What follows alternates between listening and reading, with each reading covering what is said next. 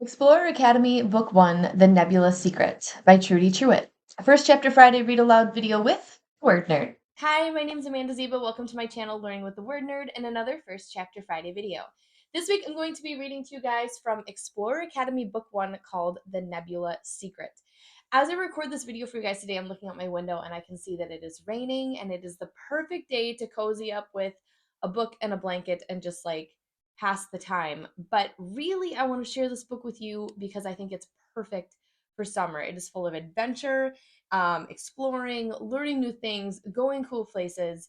And I just think it really like embodies that spirit of what summer is. Now, you might be saying like, okay, cool, Amanda, but like I'm not going anywhere this summer. Like that doesn't sound like the kind of summer I have planned. Like I'd love to go all around the world learning cool things and seeing cool places. But like the budget doesn't really allow for that, or I have baseball, all these things. Like there's not time for that. But here is the amazing thing about books, you guys. One of my most favorite things about books is that you can go all these places without ever leaving your couch or without ever leaving the backseat of your car as you go to baseball, as you go to tennis, as you go to all of these things that we undoubtedly fill our summers with.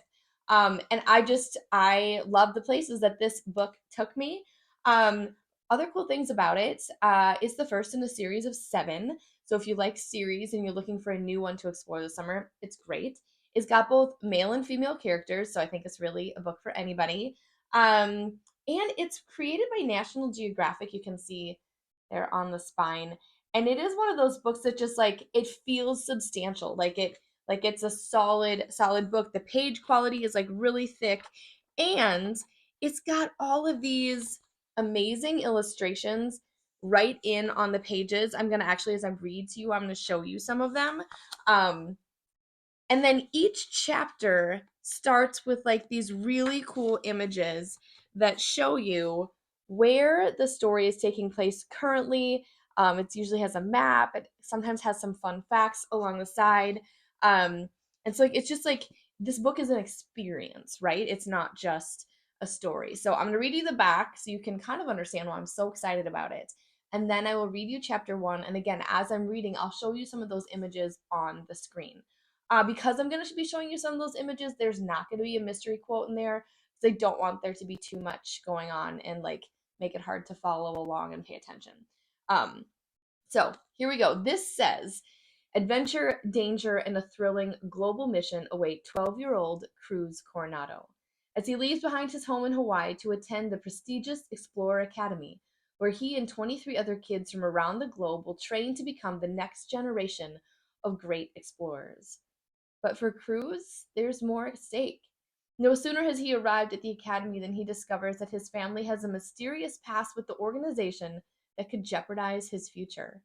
In the midst of code breaking and cool classes, new friends, and amazing augmented reality expeditions, Cruz must tackle the biggest question of all: who is out to get him and why? Um, this book, if you are somebody who likes science, if you are someone who likes traveling, if you are someone who likes cool new technology, if you are someone who's passionate about the environment, if you are someone who likes to go to new places and learn new things, someone who likes adventure or mystery, if you're like raising your hand nonstop, then you are going to love this book. And I'm so excited to share it with you. So let's not waste a second longer. We're going to dive into Explorer Academy, Book 1, The Nebula Secret, written by Trudi Trueit. Chapter 1, Hanalei Bay, Kauai, Hawaii, USA. Cruz! His name floated easily to him across the water. Cruz turned to see his dad waving him in from the beach. It couldn't be time to go already, could it?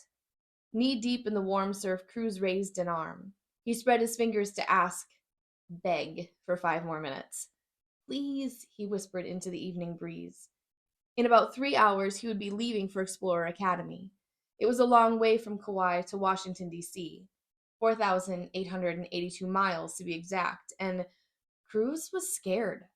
What if he didn't make any friends? What if he couldn't handle the training? What if he disappointed his family, his friends, his teachers, and everybody who expected him to be something even he wasn't sure he could be? His father was giving him the thumbs up. Yes. Pushing the what-ifs from his mind, Cruz faced the tangerine sunset of Hanalei Bay. He would think about everything else later. He slid his belly onto the surfboard and began windmilling his arms through the tepid teal waters as he'd done thousands of times. He'd been surfing for as long as he could remember. His dad teased him that he spent more time in the water than out of it, which was probably true. Cruz loved the sweeping motion of the waves. Water was constant and dependable, comforting. Approaching the break, Cruz grasped the sides of his surfboard. He pushed the nose under water in a smooth duck dive, and the swell passed over him. Surfacing, he paddled out a bit farther and cut a 45-degree turn that put him parallel to the beach. Lining himself up with the end of the long pier, he sat up and straddled his board, legs dangling. He liked the takeoff zone. It was the calm before the ride, as Lonnie used to say. Bobbing like this, he could think about anything or nothing. The choice was up to him. On his last day home, Cruz didn't want to think.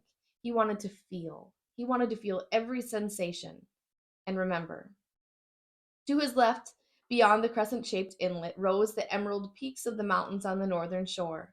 In the fading light, it was easy to pick out the white waterfalls cascading down the creases of the hills. Cruz spotted his dad walking through the parking lot. Geez, sailboat 20 miles offshore could probably see the crazy bright. Oh, sorry. Let me reread that sentence again. Cruz spotted his dad walking through the parking lot.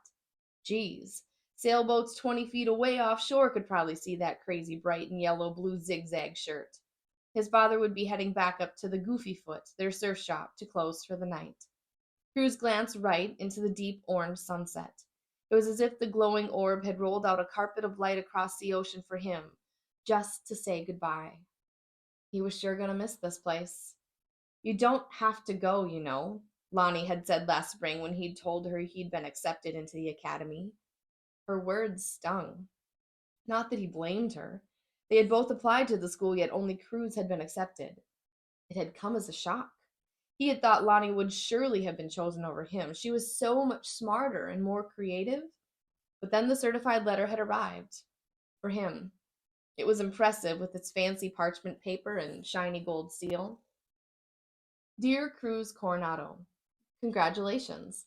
The Society is pleased to extend to you this invitation of admittance to our elite Explorer Academy.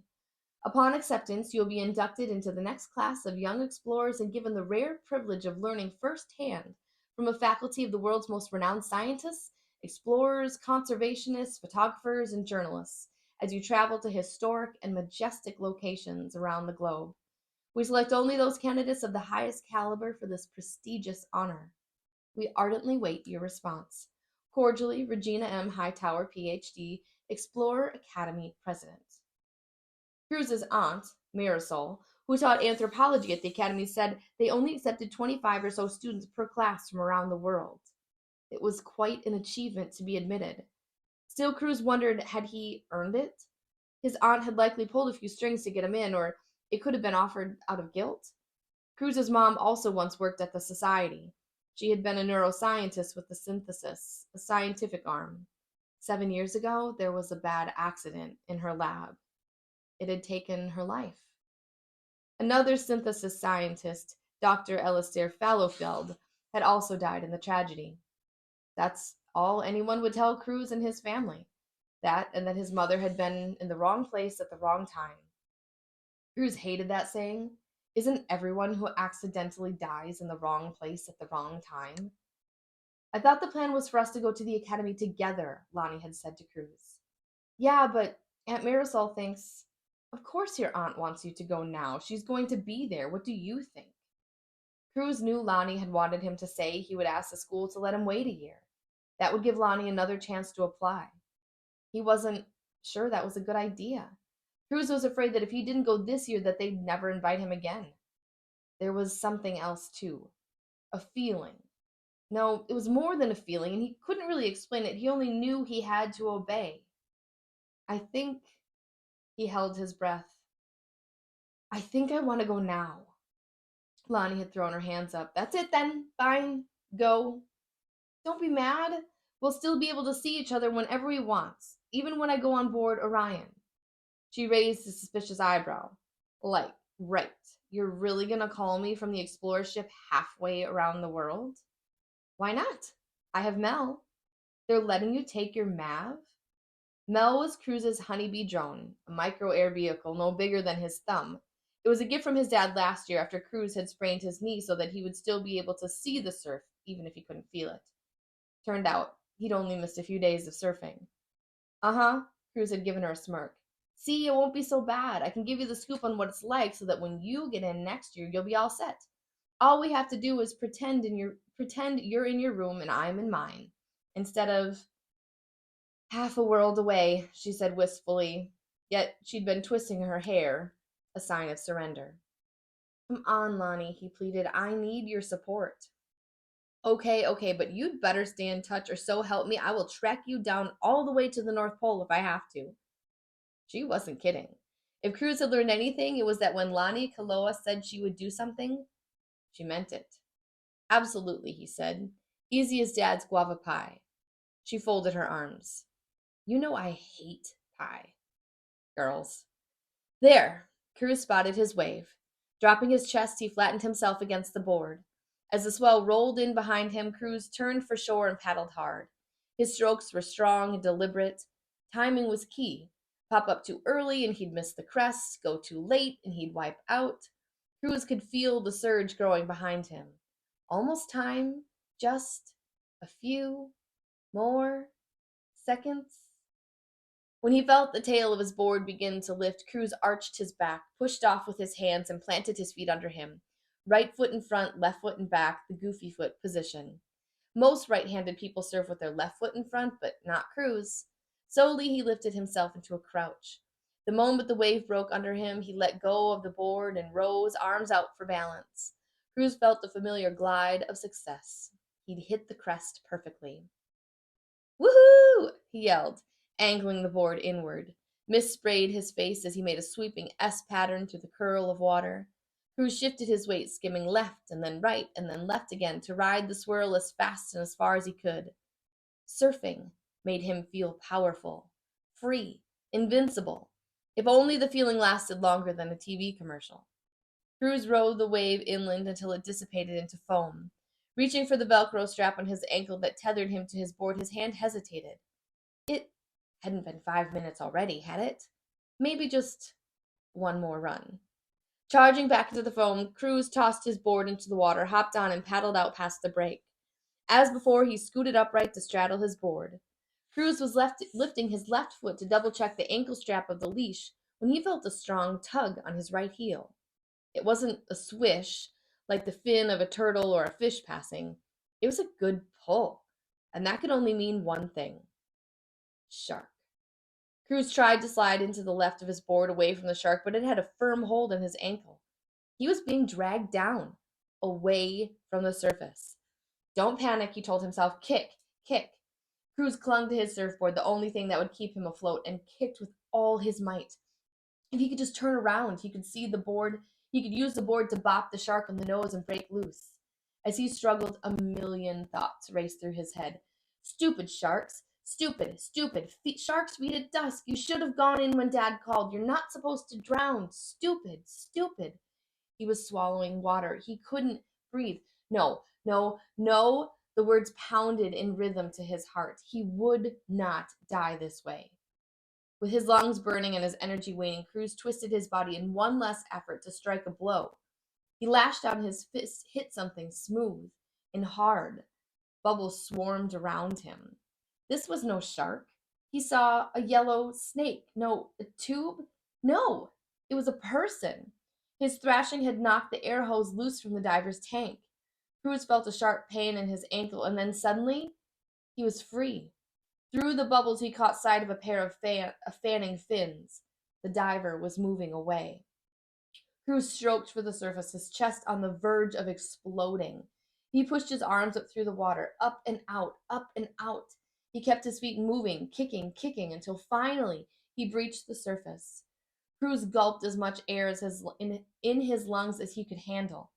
Treading, he spun around, his eyes darting from the pier to the beach to the horizon and back. He did several circles, but didn't see anybody nearby. Take it easy. You're okay. He's gone. You're okay. Cruz flung his arm behind him, groping for his surfboard, still tied to his leg. He tried to slide it under his body, but was shaking so much it took him a few tries to do what usually came naturally. Clutching his board and looking over his shoulder, he rode the tide in until he scraped bottom. Still gasping, Cruz rolled off the board and onto the wet sand. Never had he been so happy to be back on land.